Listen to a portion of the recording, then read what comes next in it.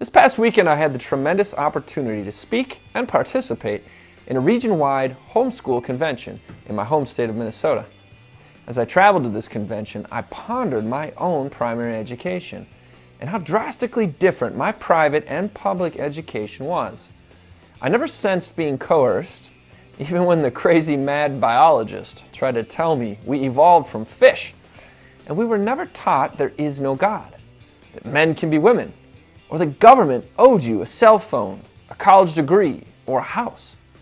I know, I sound pretty old.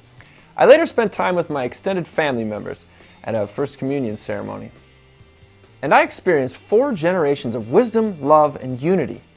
It seemed many of my family members carried a sense of anxiety at the looming secular, humanistic, and pluralistic philosophy that our great country is adapting to at breakneck speed. After participating in a convention with over 4,000 Christians who have not blindly allowed the state to do something it is incapable and unauthorized to do, that is, educate their children, one thing became very clear to me. You can't subjugate and enslave a biblically literate Christian people. You see, a Christian culture will recognize and reject tyranny before tyranny can get a foothold. A Christian people, by virtue of their understanding of God's creation, their knowledge of history, their comprehension of the divine origin of law, and their assurance of heavenly citizenship, will never suffer earthly leaders who allow those who mock law and justice to lead them. In order, therefore, to subjugate a Christian people, you must first de-Christianize them. You must remove from the culture that which prevents you from conquering them.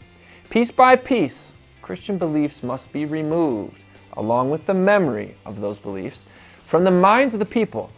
Now, this will take time and has through successful compulsory public education. This is the system of education we currently know as government schools. Remember, just because you have education doesn't mean anything if you are educated the wrong way. Declaration signer and founding father Dr. Benjamin Rush, also known as the father of public schools, said, "The only foundation for a useful education in a republic is to be laid in religion. Without this, there can be no virtue, and without virtue, there can be no liberty, and liberty is the object and life of all republican governments." Well, I agree with Dr. Rush. Without religion, I believe that learning does real mischief to the morals and principles of mankind. Unless and until education is done God's way, under the influence, control, and jurisdiction of the family, there is no hope for any improvement.